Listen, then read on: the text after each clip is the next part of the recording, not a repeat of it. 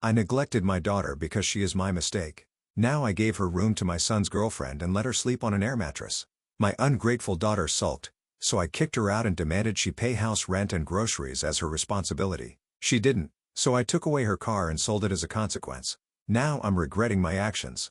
I, 40F, live in a 2-bedroom apartment with my 2 kids, my son Halon, 21M, and my daughter, Anna, 18F. Alon has 2 kids, a 5-year-old daughter from a previous relationship, and an 8-month-old son with his current girlfriend, L22F, who's been living with us since she was about 6 months pregnant. She didn't really have family support, and things were tense with her mom, so she moved in with us while they tried to sort things out and prepare for the baby. I know it's not ideal, especially with space. There are 5 adults and 2 kids in a 2-bedroom. I have my own room. Alon and Al share the second room with the kids. Anya sleeps on an air mattress in the living room. We've been talking about moving somewhere bigger, but rent prices are brutal right now, and we're trying to save while juggling everything else. Halon doesn't work right now. That's not something I'm mad about. He's trying to be present for his newborn and help with his daughter, who's with us most days, especially while Al is recovering. I told him I'd rather he be home with the kids while they're little than burn out, trying to juggle a low-paying job in childcare. We're surviving barely, but Anna's income is a help. She works full-time and has been paying a chunk towards rent and food. Over the past 2 months, Annie's attitude in the house has shifted hard. She's been short with people, withdrawn, and quick to criticize even normal things like walking around, cooking, or the baby crying. At first, I tried to be understanding. She's a young adult, working 5 days a week, coming home to a crowded house. I get that, but it's hit a point where it feels like she's refusing to even try to adapt. And I'll admit it, I'm getting tired of trying to smooth everything over just to keep her from getting annoyed. This isn't new behavior either. Anna's always had a hard time when things didn't go the way she expected. Even when she was younger, she'd have these big reactions over small things. I chalked it up to teenage stress, her time at her dad's place, or needing space. But even now that she's an adult, that same energy is still there, like the world is always inconveniencing her. There's one incident I can't forget from last year. She was still living part-time with her dad back then. One night, Halon had his daughter over and she was laughing while watching a movie. Just normal kid giggles. Anaya got up, turned off the TV mid-moff, and told Jalan, "You need to control your kid. This is ridiculous." That turned into a huge fight. She said she wasn't being mean, just asking for quiet, but it felt like she was more focused on having control of the space than actually being fair.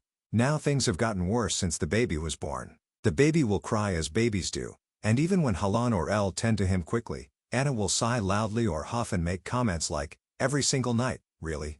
Or she'll leave her air mattress and go sit in the hallway with a blanket and look at me like I'm supposed to be the one to fix it. One night around 12:30, Amira, Halon was warming up a bottle and El was rocking the baby. Anna came out visibly irritated and said, "Can you not cook at midnight? Some of us have work in the morning," Halon said. "It's just a bottle." She rolled her eyes and walked out. She didn't speak to anyone for 3 days after that. We all started tiptoeing after that. Halon and El now use the oven light instead of the full kitchen light. They'll try to prep food before 10 p.m. El even started using our phone flashlight to find stuff in the cabinets just to avoid setting her off. It hasn't helped. A week ago, El warmed up something small at 11:15 p.m., not even a meal, just a tea and a snack. She used the oven light, closed all the cabinets slowly, and didn't speak. Anya still complained the next morning, saying, "It's the principle. Just because she's living here doesn't mean she can ignore how I feel." At that point, I started getting annoyed too. I told her, "Anya, they're not being loud. They're trying hard. Everyone's trying." Her response, "I don't care. This is my home too. I didn't agree to live with someone else's baby mama and her screaming kid." That hit a nerve. She's lived here rentrée before. She's had space when she needed it. We've all adjusted. And she's not a kid anymore. She's working. And she's got friends, a car, and money saved. She could move if she wanted peace and quiet, but it feels like she doesn't want to leave. She just wants everyone else to change everything around her. A few days after that, she made another comment, this time in front of El. The baby had just started crying again, and El was already walking him around when Anna walked in from work and said, "Of course, crying again. Is this every single night now?" El didn't say anything. She just left the room. Alon told Anya, "You could say hi first before insulting everyone." She walked right past him. That was the final straw for me. I pulled Anna aside and told her, "You can't keep acting like this. We're all living together. You either try to make it work or you figure out another place. I'm tired of the constant tension." She got defensive right away, saying, "So, I'm the problem, not the freeloaders with a baby who keeps everyone awake." I told her, "It's not about picking sides. but she's making the house miserable. Then she said something that made my jaw drop. She's not even family. Why is she still here? Whatever problem she has with her mom isn't our issue. She should have gone back to where she came from. That's where I cut her off. I said, that's enough. You've crossed the line. I told her she didn't have to pay her portion this month or next, but she needs to start planning to leave. That was me trying to keep it simple. No fights, just a clear direction. Either stay and stop tearing into everyone or go find a place where she can live how she wants. She stood there for a few seconds, then asked, so, you're really choosing them over me? I said, I'm choosing to have a house that isn't full of hostility every day. She didn't say anything after that. Just walked away. Didn't eat dinner. Barely spoke the next day. She's still in the apartment now, acting cold. She doesn't speak to Elle at all, and only talks to me if she needs something. A few people I've talked to said maybe I should have handled it differently. That maybe Anna feels pushed aside. I get that she might feel replaced, but I've tried for 2 months to smooth this over, and she's made it clear she doesn't care about anyone else in this house, unless they're following her rules. Elle walks on her tiptoes. Alon barely uses the kitchen past 9 p.m. and the 5-year-old even got scolded for laughing too loud once. I don't know how much more accommodating we can be. And this isn't even about a one-off fight or a few complaints. It's every single day. She'll come home and find something to be mad about. The kitchen light was left on. Someone used the bathroom after 10 o'clock. There were dishes in the drying rack. The TV was on too early. Nothing major, just constant nitpicking that puts everyone on edge. I've caught her texting in the group chat we share with extended family, saying things like, I live in a zoo, or, nobody respects my space. That's fine if she wants to vent, but if she's going to act like she's being abused when people are just trying to survive under one roof, that's not fair. We've helped her. When she needed money last year for car repairs, Holland pitched in even though he didn't have much. I've taken over her share of the groceries before. She's had support, but now that the house isn't exactly how she wants it, it's like all of that doesn't count. Suddenly, she's the only one who matters. She keeps saying she's tired and overworked. I get that. Working full-time and coming home to a full house isn't ideal, but no one else is having a relaxing time either. Alon hasn't slept more than 3 hours at a time since the baby came. Elle is still recovering from delivery and taking care of 2 kids under 5. I'm working part-time and trying to hold the rest together. Nobody is living their dream life right now. We've talked to her calmly. We've made adjustments. I even tried helping her look at studio apartments in her budget. She won't budge. She keeps saying she shouldn't have to leave her own home. But if you make everyone miserable and act like they're beneath you, I don't know how you can expect to stay. I'm not kicking her out with no warning. I told her she's off the hook financially for 2 months, so she can save or find a place. That's more than fair. She's working. She has options. She's not stuck. But now I feel like I'm being treated as the bad guy for wanting some peace. I've reached my limit. I can't watch her treat everyone like they're invading her space when she's the one refusing to work with the reality of our situation. I do love my daughter. I'm proud of her for working, for being independent in her own way. But I'm also disappointed. I thought she'd at least try to see that we're all trying. Instead, she's made it clear she thinks Elle and the kids are just problems that need to be removed. I know Reddit loves to say, you're the parent. Fix it. But what's the fix when one adult refuses to live with other adults, unless they're silent and invisible? So yeah, I told her to move, gave her time, took her rent off the table, still trying to keep things steady here for everyone else. She's now sulking in the same living room where she says she's miserable, giving everyone the cold shoulder and acting like she's the only one who's been wronged. So Ada comments, comment 1, this whole setup is backwards. The person working 5 days a week, contributing money, and sleeping on an air mattress gets told to pack up, while the guy with 2 kids, no job, and 0 housing plan gets the bedroom. That's wild. Absolutely wild. A newborn being disruptive isn't some controversial claim. That's reality. Pretending it's a minor inconvenience sounds dismissive as hell when the kid crying happens right where your daughter sleeps. Not behind a door, not in another room, in her literal sleeping space. At 2 a.m. before a workday, the favoritism is loud, even if it's unintentional. One child gets protected because he's trying, while the other gets pushed out for reacting to stress. If the goal was fairness, the adults who decided to have kids without housing lined up should be the ones losing comfort, not the 18-year-old who kept her legs closed, went to work, and paid bills. If she's smart, she'll leave and stop being the safety net for choices she didn't make. Can't blame her if she cuts contact to this would stick with anyone. Comment 2. This is enabling. Plain and simple. A 21-year-old already has 2 kids with 2 women and still doesn't have his own place. That didn't happen overnight. That's a pattern. And the message being sent here is loud. Keep making choices.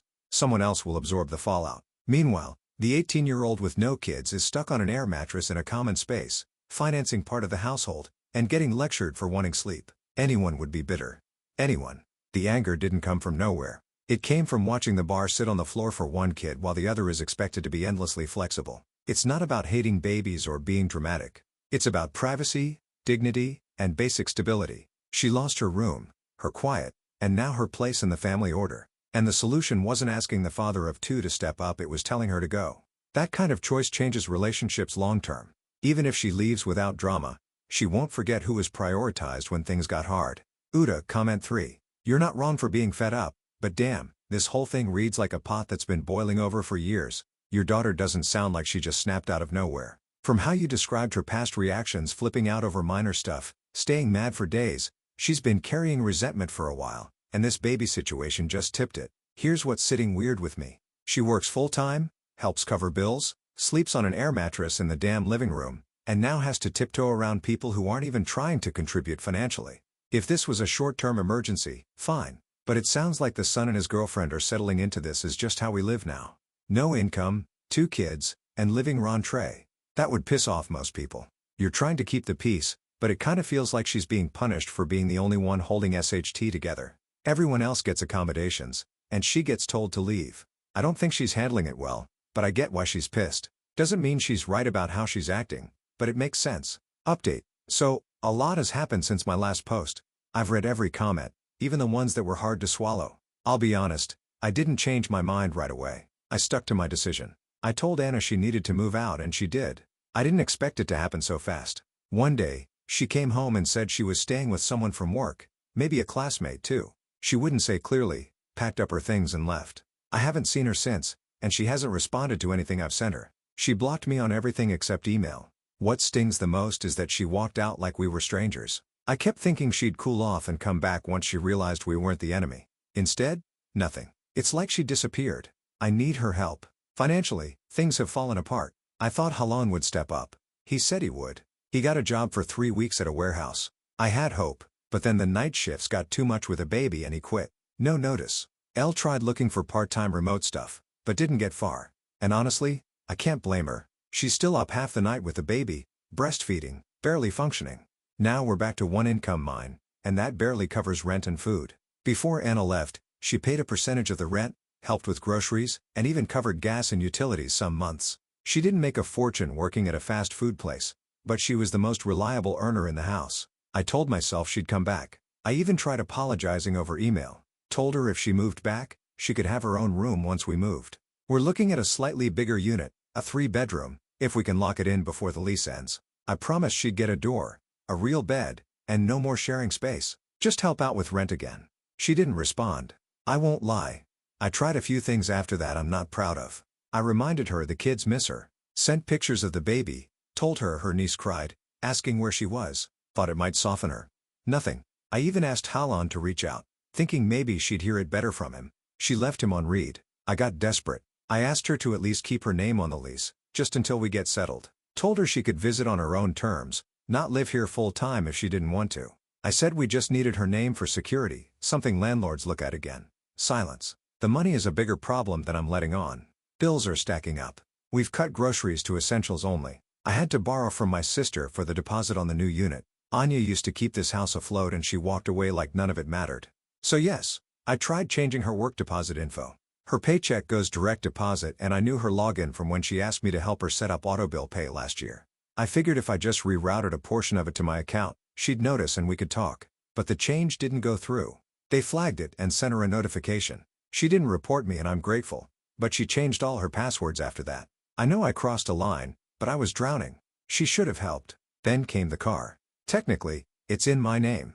I co-signed when we got it together last year. She made the payments. I helped with the down payment. It was supposed to be her first step towards independence. So, I made the call. I told her to return the car. She refused. I gave her a deadline. She ignored it. I reported it as needing repossession and got the police involved. It's in my name. I'm planning to sell it. We need the cash. Her leaving might have hurt, but leaving with something that wasn't legally hers. I wasn't going to let that slide. She sent me one email afterwards, short, bitter, and final. Said I proved exactly what kind of parent I am. That one hit harder than I want to admit. Holland's ex also found out about our living situation. Not sure who tipped her off. Maybe one of Anna's social media friends, But now she's threatening to take him back to court for full custody of the 5-year-old. It says, "We're over-occupying the place, and it's not safe. I'm scrambling to make the house look livable before someone comes knocking. I've spent money I don't have trying to make it look better on paper." Meanwhile, Elle's doing what she can. She's gentle with the baby and respectful in the house. And I've got no issues with how she carries herself. She stays in her lane, doesn't talk back, doesn't make scenes. She handles her baby while Halon tries in his own way to keep things running. He's not lazy. He just isn't built for pressure. He shuts down. Always has. I'm frustrated.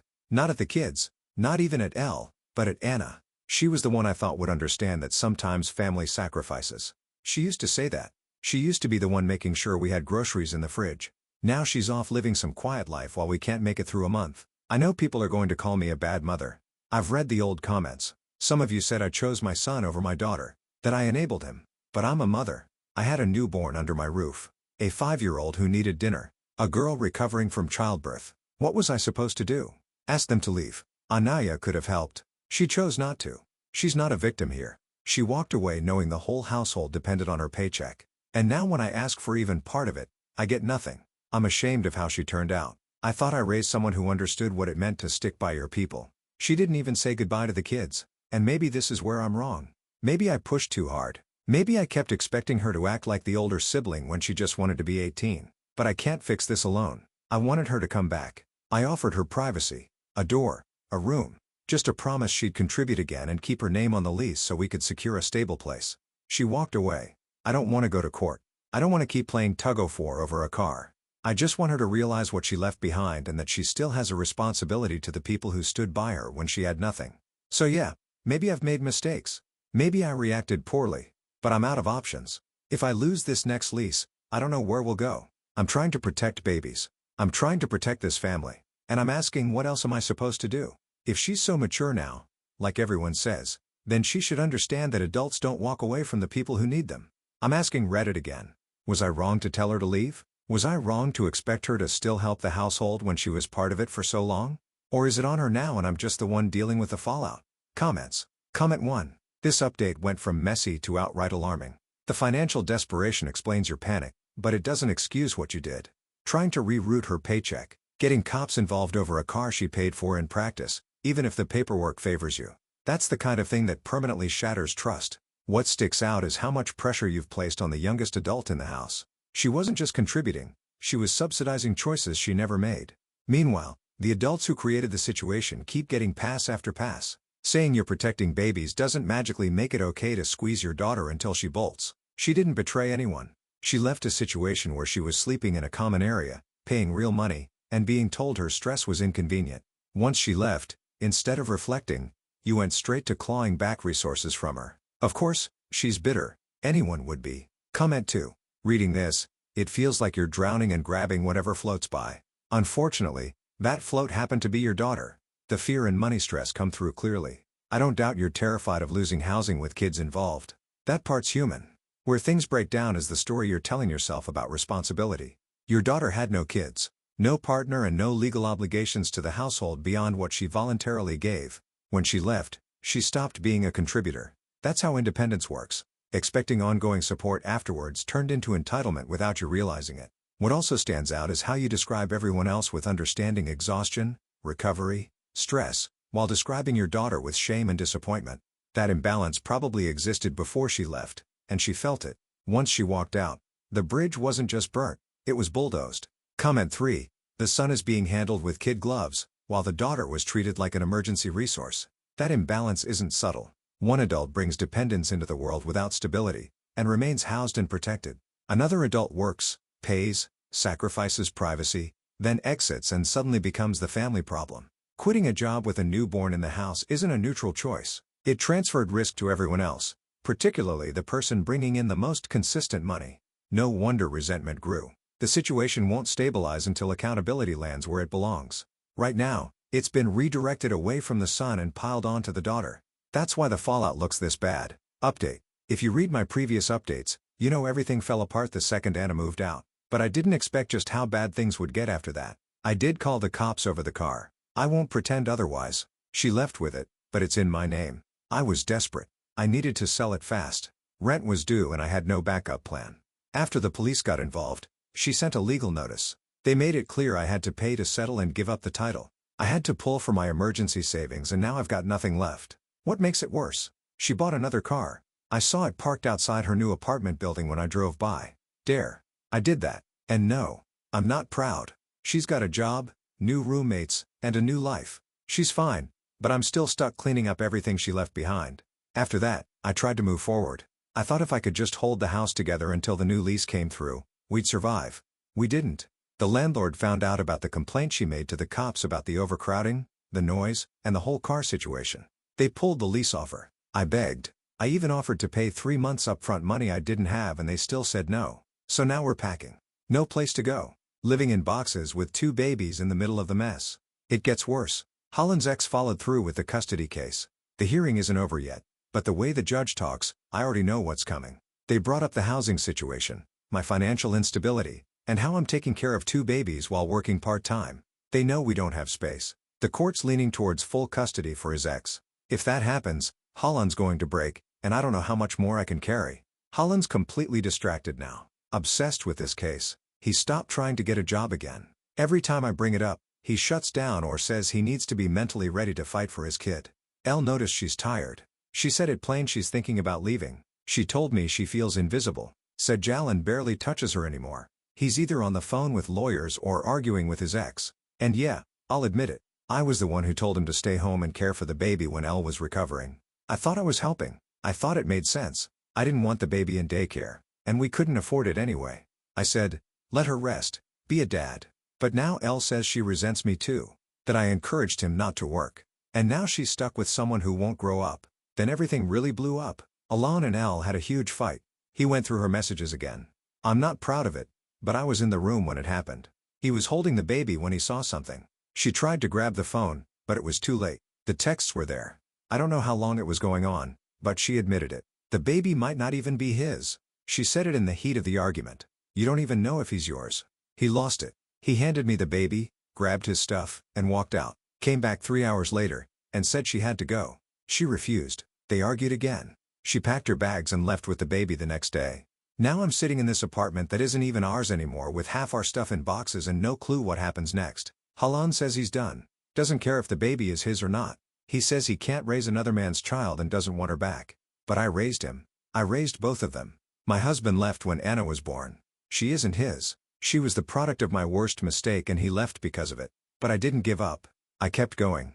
I raised her like my own blood. So I don't think Halan can raise a baby just because things are messy. That boy is still innocent. None of this is his fault. I've tried to talk to Halan. I've begged him to reconsider. Told him we can figure it out. Test or no test. But he's shutting down again. Says I ruined his life. If I hadn't pushed him to stay, to settle, he could have done something better. I don't even recognize him right now. And Anna? Still no contact. She filed her taxes already. I can't even claim her like I used to. She's making it clear she wants nothing to do with us. I even tried going by her job again. I waited outside thinking if she saw my face, she might soften. One of her co-workers came out and told me to leave. Said I was making things worse. I don't know what to do anymore. My mother won't help.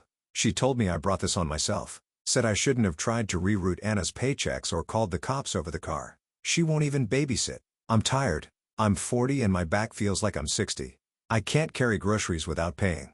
I have no support. My daughter could help. I know she could. She always managed the bills better than me. She paid the electric without being asked. She knew what day trash went out and what day rent was due. She was the responsible one and now she's gone happy, free, driving her new car, working full-time, paying her own way. I'm not saying she didn't earn it. I'm saying she left us behind while everything burned down. I begged her to come back, offered her the room, offered peace. She said, no, that's fine. She can stay gone, but then help me. Everyone says I'm the problem. That I failed. I'm not perfect. I did what I had to do to keep a roof over our heads. I raised kids on my own. I protected my son when he was lost. I helped a girl through childbirth who wasn't even family. I sacrificed more than anyone will ever know. I asked my daughter for help, not blood. And now she treats me like I'm some monster. So stop mocking me. Stop telling me what I should have done. I need advice. I need a plan. I need to get Halan to stop sulking and either take Elle back or step up for the baby. I need to get through this lease mess and find somewhere we can stay. And if there's any hope left, I need to get Anya back. Even if it's just on the lease, even if she never speaks to me again, I need that security. I don't care if she's still mad. She's smart. She's grown. She should understand we're all stuck in bad situations sometimes, and family helps out. She used to believe that I'm asking for real advice. I know I messed up, but someone tell me how to fix this. I'm not giving up. Not when there are still babies involved. Comments. Comment 1. This whole mess reads like projection wrapped in denial. You cheated. Your marriage blew up. And instead of dealing with that fallout, you shoved it into your daughter's lap and called it family duty. She didn't just grow up fast. She got drafted. You lent on her money, her organization, and her maturity. Then turned around and treated her like a disposable resource once she stopped complying. Meanwhile, the son keeps making the same mistakes over and over. And somehow he's still the one worth protecting at all costs. Golden child energy loud and clear and the girlfriend cheating. Of course, you're pushing your son to forgive her. You need that narrative to work. If cheating is survivable, forgivable, and workable, then maybe your own past doesn't look so ugly. But your daughter refusing to accept chaos and walk quietly back into it, that's what you can't stand. You don't want her back as a daughter. You want her back as a cushion, and she knows it. Comment 2. Reading this makes me shake for your daughter. I don't think she left because she didn't care. I think she left because she did for too long without anything coming back. You kept saying she used to take care of things. That's the part that hits. She took care of stuff no 18-year-old should have had to: bill management, utilities, co-signed car, household logistics. She didn't just contribute, she ran things. And the second she stopped being your financial safety net, you tried to break her independence. You tried to reroute her paycheck. You called the police and now you're asking Reddit how to get her back. Like she's a misplaced credit card. People leave when survival turns into obligation. You wanted her loyalty without offering her peace. She built her own. Let her keep it. Comment 3. There's a thread running through this whole story that no one wants to touch, but it explains almost everything. Your daughter being an affair baby didn't just end your marriage. It rewired how you see her. You didn't abandon her, but you also never stopped paying the price for what she represents. Reading this update, it feels like she's been carrying your guilt tab her entire life. Look at the roles. The son gets endless grace, endless doovers, and endless excuses. The daughter gets responsibility, pressure, and shame. She becomes the financial plug, the emotional shock absorber, the one expected to understand while everyone else collapses. That didn't start when she turned 18. It's been there a long time. Now layer in the cheating. The girlfriend cheats and suddenly it's complicated. Something to work through. Something the son should reconsider. When your daughter leaves, she's painted as disloyal. That's not accidental. You're far more forgiving towards people who mirror your own mistakes than towards the one who reminds you of them. That's a brutal thing for a kid to grow up under. Update. This will probably be my last update, and I'm only writing it because I don't have anyone else to talk to. I've lost my home, my job, and my kids. And at this point, I don't think I'll ever get my daughter back. We're not in the apartment anymore. The lease fell through, and I couldn't talk the landlord into extending the current one. They said, too many complaints, too much chaos, too much risk. We stayed with a friend for a week, but that was it. I applied to 2 emergency housing programs, filled out all the paperwork, and got denied. The car incident and the income tampering got flagged. Apparently, any reported financial exploitation disqualifies you from some of the better support programs. The woman at the office even looked at me sideways when I explained it. I knew right then I wasn't getting in, so we ended up in a budget motel, one of those ones where you pay weekly and try not to think about how thin the walls are. It was me, Halon, and the baby. Elle was long gone by then. Let me go back. After the fight between Halon and Elle, she left with the baby and said she'd figure things out. She texted me a couple of times about needing diapers and needing help, but then she stopped responding. A few days later, we found out she left the baby with one of her cousins. The cousin called Jalan and told him that Elle took off. No warning, no plan, just gone. The cousin was watching the baby temporarily, but made it clear it wouldn't be long. Halon panicked. I didn't know what to do. We scraped together the gas money, drove over, and picked him up. No paperwork, no signatures, just a baby in a car seat and a cousin who looked just as lost as we did. It should have been a wake-up call for Halon, but it wasn't. He held the baby, got emotional, and said he wanted to be better, and then he fell right back into the same pattern. Couldn't commit to work, couldn't handle job interviews. He said he was focused on bonding and didn't want to leave the baby with strangers. I said, fine, I'd figure it out. But I couldn't, not for long.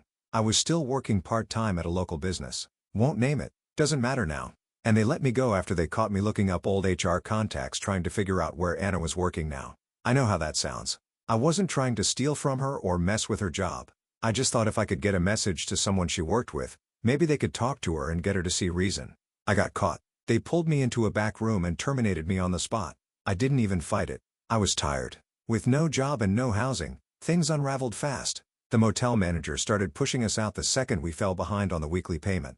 Holland was trying to sell his Xbox to cover formula. I tried to call my mother again. She hung up on me. It said, "Until I make things right with Anna, I'm not her daughter." The woman who held me when my husband walked out now pretends I'm dead. I reached out to Anna one more time, sent her a long email, told her everything about Elle disappearing, about the eviction, about losing my job, about the baby, about how Holland was falling apart. I said I was sorry. I said I needed her. I asked her to come back, even if she didn't live with us, just to sign on to the new lease and help us qualify, just until I could find a new job. She responded a week later. She sent me a Google Doc, a full list of everything she ever paid for groceries, utility bills, gas, rent percentages. She included dates, amounts, and even receipts from her email. At the bottom she wrote, "This is what I was worth to you. Paid in full. Don't contact me again." That was it. Holland saw the message. He didn't say anything. Just stared at it for a while, then got up and left the motel room for hours. When he came back, he said he didn't want to talk about her anymore. The next day, he packed a duffel and took the baby. He said he was staying with his first kid's mom's family. Said they offered him space and he was going to get his life together for real this time. He wouldn't tell me the address, just said he'd let me know when he found something stable. So, I'm here alone in the motel with one bag of clothes and no income. I've called every agency I can think of. No one can help me until I prove housing or job stability. And I have neither. I thought maybe if I sold a few things, my jewelry, an old TV, I could rent a room, but it wasn't enough. I'm waiting on Snap and trying to get emergency assistance again. But the list is long and the rejections come fast. I don't know what else to say. I miss my daughter. I miss my son, even if he resents me. I miss my granddaughter, my grandson, the noise in the apartment, the chaos, and even the arguments. I miss feeling like I mattered to someone. I raised them both. I carried them through years of struggle. I did what I thought was right. I made hard choices. Maybe they were the wrong ones. I see that now. But I was trying to keep the family together. Maybe I failed at that too. So, here I am asking for advice again. Not judgment. Not mockery. Not another list of what I did wrong. I've read them. I've lived them. I know. I just want to know how to get back up. What the first step is when you've lost everything. How to survive long enough to make something right. If there's anything left to make, right? Comments. Comment 1. This is the first update that honestly broke me. Not for you, for her. Anna gave everything. Her money, her peace, her youth. She was 18 and budgeting your household like a single mom. And when did she stop? You hunted her like an asset that ran off. That Google Doc wasn't just a bill. It was a timeline of everything you didn't say thank you for. That was her closure. Her version of ye. This is the debt you forced me into. And I'm done. And now you're in a motel with nothing and wondering how to fix it. You don't. Not with her. Maybe not with Holland either. But you can sit in the fallout and finally feel what they've been carrying for years. That's step 1. Comment 2. I was your daughter. Paid my mom's rent, co-signed her car, and watched her blow up every bridge and call it just surviving. It took me years to stop feeling guilty for walking away. You didn't raise kids. You raised dependent. And when one of them fought their way out, you turned into a creditor. Don't talk about missing the noise when you treated your own daughter like a line of credit that dried up. Holland left, too. So, maybe it wasn't just Anna's attitude.